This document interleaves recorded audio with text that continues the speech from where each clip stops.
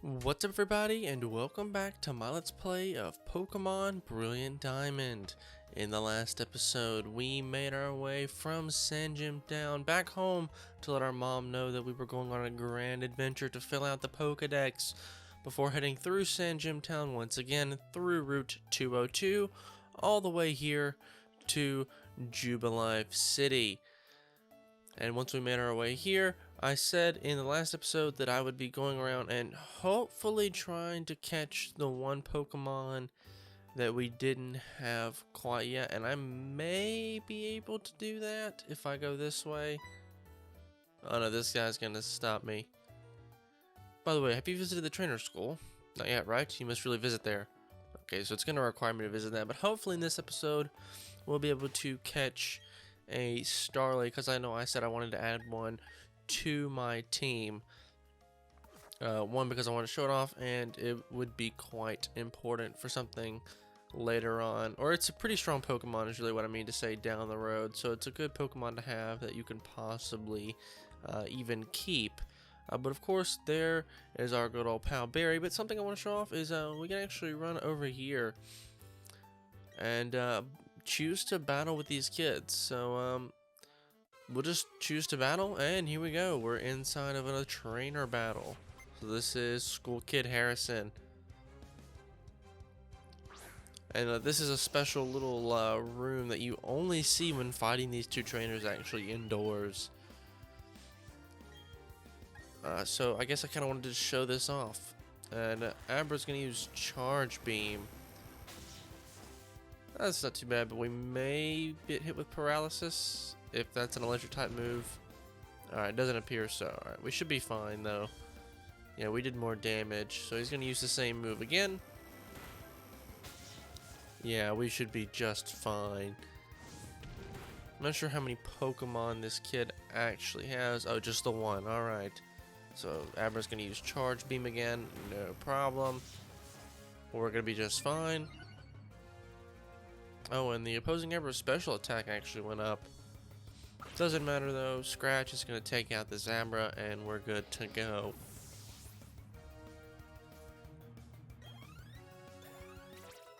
And actually all of our Pokemon just leveled up, which is pretty nice. And Dusk learned the move Taunt, which I believe is actually a dark type move.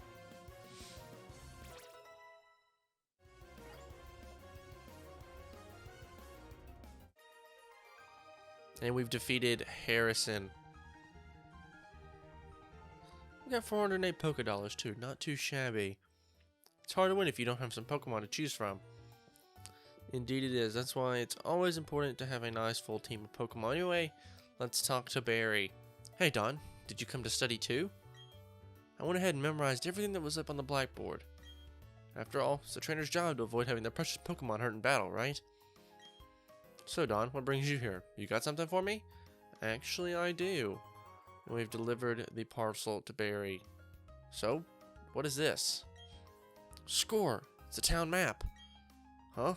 Why are there two in here? I like it a lot, but I don't need two. Here, Don, you take one.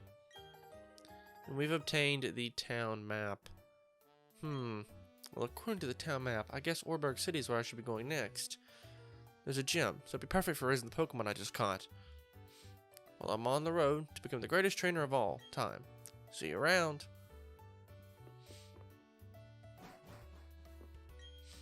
The blackboard lists status changes that may affect Pokemon in battle. Which status would you like to read about? So this tells you about status effects such as frozen, burned, sleep, paralyzed, and poison. I'm not going to read through all these. If you're playing along, we'll kind of cover those as we go, I guess. Or you'll see them as we go along. Though first, I do want to heal up our good buddy Dusk here, because he did take quite a beating in that battle inside of the Pokemon training center there that we just went into. And alright, there we go. Now, there are a couple things that I want to do here in Jubilife City. First of all, though, I actually wanted to talk to this guy. Oh, you are a Pokemon trainer, but you don't have a Pokédex yet. Poketech is short for Pokemon Watch. Oh my, you are a rare case indeed. You see, I invented and now manufacture Poketexes. Not only that, I'm now conducting the Poketech promotional campaign. All you have to do is find 3 clowns in Jubilife City. If you can find them, I'll give you your very own Poketech. Alright, well, sure enough, here's number 1 right here. Hi, I'm Poketech Campaign Clown. Let's roll out my question. Does Pokemon grow by defeating other Pokemon and gaining XP points? Well, the answer to that is yes. Ding ding, you're absolutely correct. Pokemon grows stronger by defeating other Pokemon in battle. Some Pokemon even change into a different Pokemon through a process known as evolution. Here you go, your Poketech coupon. We've obtained coupon number 1. We'll need to collect 2 more coupons in order to get our Poketech. The second clown is like right here in front of this door. Can a Pokemon hold an item? The answer to that is also yes. A Pokemon may hold a single item. Some items become effective as soon as they are held by a Pokemon. Berries are eaten by Pokemon as necessary during battle. Here you go, your Poketech coupon. And this is actually coupon number 3. We're missing coupon number 2, which should, I believe, be just down here. And sure enough, here he is. Oh, Poketech Campaign Clown. Let's roll out my question. Just like Pokemon, do the moves of Pokemon also have types? And that is true. If Pokemon's type matches the type of move it uses, that move is made much more powerful. Here you go, your Poketech coupon. And there's the final coupon. Coupon number 2. And I didn't want to talk to you again. Now, if we head back over to this guy that we just met here down the center of the street, he should give us our Poketech. Okay, let me count your coupons. I'll just pull out my Poketech here and 1, 2, 3. Bravo! I say bravo. In return for these coupons, I present you with this Pokewatch, or Poketech for short. You can add apps to your watch to make it even more versatile. Please press the R button, try it out. Alright, so if we press the R button on our Poketech when this cutscene ends and he walks away, sure enough, there's our Poketech and we can pull it up and we can click this button. We have a calculator, not that I would think you would ever really need to use that at all, but it does work. Get this weird counter thing here where you can like, or it's like a step counter or something, I'm not really sure. You can also see your Pokemon party and its health, and the time as well, which I believe is also attached to your local time. So 21:57 approximates to, I think, 9:57, which is the local time from where I am right now, which is pretty cool. And I think there was one more thing I wanted to show off before we follow behind Barry and head to Orberg City. Yes, we now have the option for the town map in our menu, which will show us all the places that we've been so far, pretty much. So there was Sanjim Town, where Professor Rowan's lab is, and our home of Twin Leaf Town. You have Lake Verity, some other places around here, Veilstone City. This is Salacion Town. This should be Eterna City. Orberg is right here. This should be Pastoria. And I want to say this is Hearthome. And then I already said Veilstone. And this should be Sunny Shore City. And then you have the Pokemon or Flight League Survival Area. And then the Resort Area. And then you have right here. Gosh, if I can show it. The Pokemon League, and there's also another town like way up here, Snow Point, and some other small towns around like Celestic Town. But our goal is to head to Orberg City, so we'll head off to the right. No, also we have Canalave City as well, and Floroma Town as well. Lots of different areas for us to explore. Mount Coronet. All these places we'll be visiting pretty soon. We kind of run around towards the beginning of our adventure, and yeah, so we'll be going all over the place. So, I think next stop is Orberg City. So let's head out here, and here's Barry. Hey, Don, tell me you got a little tougher. Me? Do you even need to ask? Of course I got tougher. Come on, let's battle it out. Alright, and this is the first of many rival battles with our good friend Barry. He is now going to be considered our Pokemon rival from here on out. And we'll be coming across him at multiple points throughout our adventure, almost as like a gauge of your progress. So as long as your levels of your Pokemon are always just ever so slightly ahead of his by like maybe 2 or 3 levels, you know you're pretty much on par for the course, I guess, if that makes sense. Alright, so one more Ember should take out this Starly, but of course he'll still have his, I forget who Turtwig I think is who he picked. No, he would have picked Piplup. But Bidoof grew to level 5, and he learned Defense Curl actually, which is a pretty good move. It's a setup move which will allow us to, Piplup. I actually do want to switch Pokemon because Dusk is weak to fire types, but Shinx is not. In fact, he has one move, Thundershock, that's actually super effective on water type Pokemon. So it's good that we caught him earlier, or her, I guess, technically.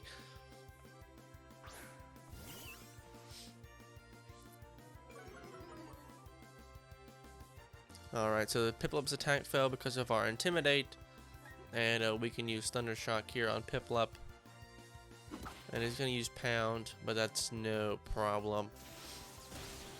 I will say the only time that you would ever really not be up to par with Barry's levels in terms of your Pokemon and how powerful they are is going to be this first fight, because the game doesn't really expect you to have fought that much before this point, and so his Pokemon being like level 9 is kind of, you shouldn't really be to that far except with maybe your starter. Everyone else should be quite low, I would say, and all your other Pokemon should be a little bit under his starter Pokemon as well, and that'll stay true for pretty much the entire playthrough. His starter, which of course he'll keep throughout the entire adventure, will always be the strongest Pokemon on his team.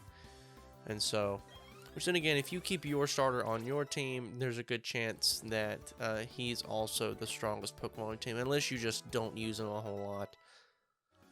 And Shinx learned Charge, and we've got Dusk all the way up to level 10. So yeah, they're about, our starters are about on the same level. So we know that we're pretty good to go. What just happened? I lost, and we got over 1,000 Poké-Dollars right there for winning a pretty good cash prize. What do you mean I lost? Well, that's it. That's the last time I'll ever lose. I'm gonna be the world's toughest trainer, and you know it. The first thing to do is take on the Orberg City Pokemon Gym. I'm gonna toughen up for that. Totally. Alright, so let's follow after him on Route 203 while maybe avoiding some of these trainers in the process. In fact, actually, let's go up this way. And we'll run through the tall grass to avoid the trainer. And we'll grab this Pokeball. And I think we might as well fight a couple trainers along the way. So we'll go ahead and look at this kid. I may actually try to make it my goal. Obviously, some routes, well, for this route in particular, there is no like branching off routes where you would never come across a trainer. But if I have the option, I will actually fight as many trainers as we see, mainly because I want to show them off so you know what type of Pokemon they have and how strong they are, as well as just so we can grow our levels so I don't have to worry about trying to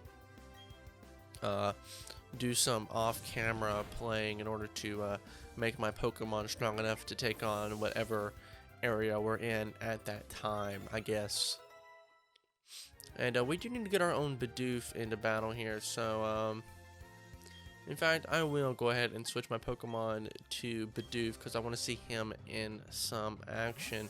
Because he'll stay at a pretty low level if we don't use him. He'll obviously stay almost always about 4 levels under our starter. But he'll just kind of stay there instead of kind of moving along. Because the Pokemon that you use in battle will gain more XP than a Pokemon that you don't use in battle. But we're seeing a new Pokemon here. This is Zubat. I believe it's just a normal type as well. It's got some pretty basic moves as well.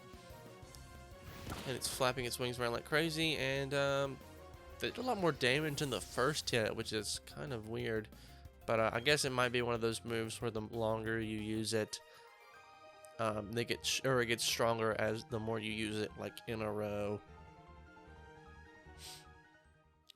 But while we're on routes like this, I will attempt to fight every trainer that's actually not a trainer. Not actually. You know what? I'll go read that. Trainer tips: Pokemon move using energy called Power Points, or PP for short. To replenish PP, head for any Pokemon Center. You can also find some items that will allow you to restore PP, though it's kind of rare. But obviously this is a required trainer battle. Nothing I can do to avoid this guy unless we go around the backside. But we'd probably run into a wild Pokemon there anyway, so doesn't matter too much. But like I was saying though, once we get into some of the later routes, there are multiple like different paths to take, like some overhangs on like cliffs, edges and stuff that we can take. So I'll just pick a path and follow along. And actually that's the first time, well not the first time, we saw it with Shinx and Piplup, though that was a one-hit KO with an elemental style move, because the Kricketot, a brand new Pokemon that we're also seeing for the first time, is a bug type Pokemon, and all bug type Pokemon are weak to fire type moves. Fire type moves are super effective against them, and almost all these elemental Pokemon battles. I found a trainer while looking for some Pokemon. Alright, but like I was saying, Pokemon, well I guess I kind of, what was I saying? I was along the lines of like elemental type moves. And well, I guess elemental type moves is really what I was trying to say. Is a lot of it when fighting is like common sense, more or less. So, like, you know, if you think about water type moves, water puts out fire, so obviously water type moves are going to be super effective against fire type move Pokemon. And same thing with grass. Grass catches fire easily and can spread, so fire types are effective against grass. And then grass is effective against water because it just kind of uses it as like nutrients, I guess, is kind of the thinking there when they came up with these moves. But like electric type moves, we'll switch in Bidoof, I guess. Anytime we get a chance to switch in a lower level Pokemon, we'll try to do that as well. Get a good even use of our Pokemon across the board. But that even goes for like electric type Pokemon. Have effectiveness against water type Pokemon, because obviously electricity moves really well through water.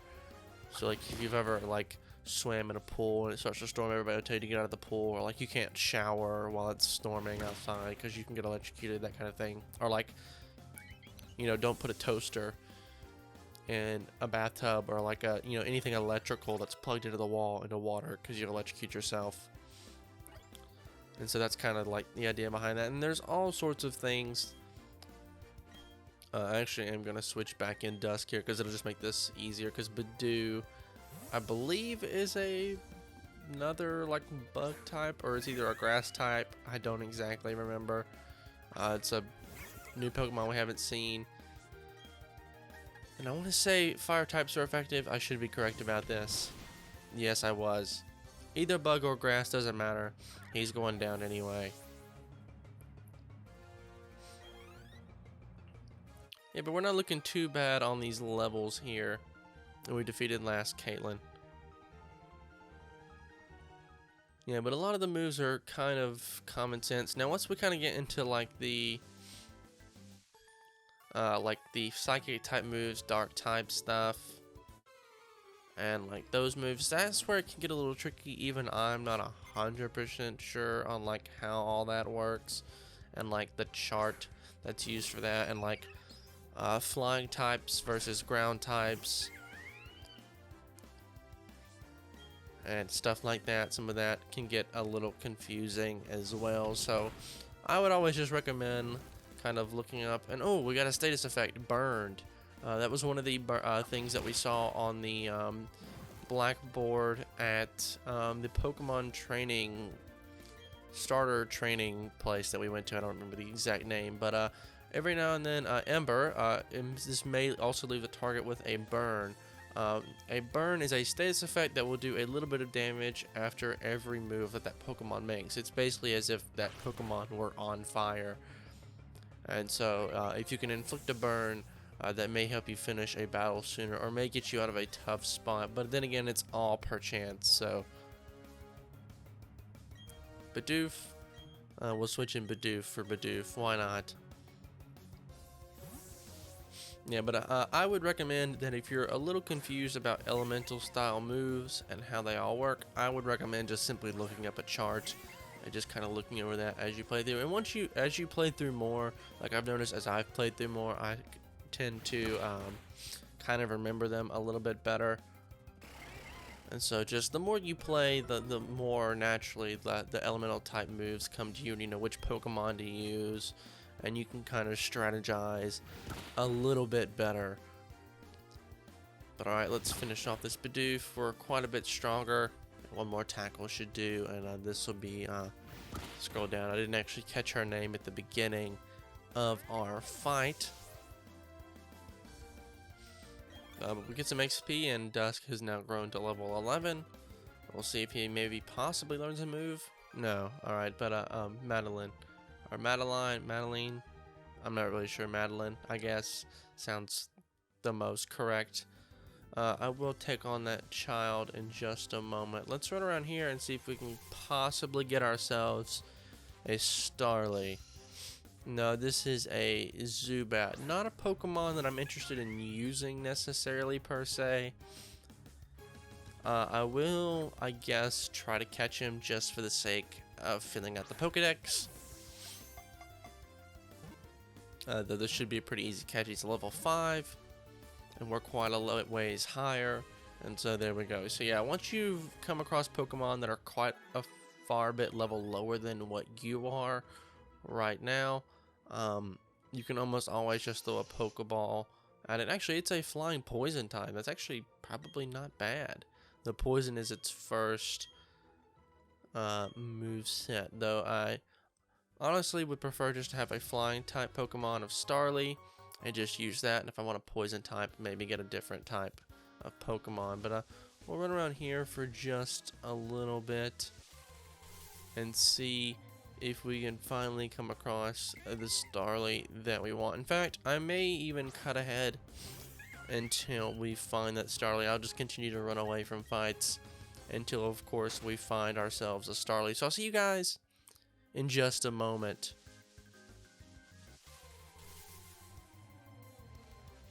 Never mind, we're right back. Probably in the video you probably won't even see a cut made. If you do, it'll be like literally 2 seconds. Debating on whether to use like Scratch here to maybe weaken it a little. This should be fine. Yes, okay. We may bring its health down just a little bit just to help secure that catch of this Starly. And this would be Pokemon number 5 in our party. Once we catch one more, we'll be able to we'll start putting Pokemon and switching them in and out and putting them in our boxes. And Starly's been added to the Pokedex, and it's a normal flying type. We won't be giving a nickname, like I said in I think the first episode about how I would go about naming, or that I wouldn't do naming. I do also want to mention that there is one Pokemon that you can find in this area that is pretty rare. It was a Pokemon that the boy in the little Pokemon training center had, and it's an Abra. If you're really lucky, you may be able to find one, though you're gonna have to throw a Pokeball at it first try, because if not, it will simply just, well, run away from you because it has teleport. Though that can be useful if you need to travel places, so I recommend trying to go over here and pick up an Abra if at all possible. In fact, like I just said about that Starly, I am actually just going to cut ahead until we find ourselves an Abra. So I will see you guys once we found an Abra. Never mind, my luck is absolutely insane. That is absolutely incredible. Hopefully we can catch this guy right here. with a Pokeball, and we should be good to go. Alright, please. 3. Wow, I've not had to cut ahead at all. That's incredible. And alright, so we got some XP, and he'll add to our party. And this is a Psychic type Pokemon. And of course, we won't be giving him a nickname. And he's been added to our party. So, let's head inside this cave here. And we should be close to Orberg City. I won't speak to that man quite yet because we've just about run out of time in this episode here. But in the next episode, we'll finally make our way to Orberg City. So with that, well, yeah, that's going to do it all for this episode. I've already said that. But once again, guys, thank you so much. I always do this. This was a... Alright, let's start over. The outro. So once again, guys, that's gonna do it all for this episode here. So if you guys did like this part, a like rating would be greatly appreciated. It helps the channel a lot. And if you want to see more content like this, please do consider subscribing. But once again, guys, my name is Connor. Thank you so much for watching, and I'll catch you in the next one.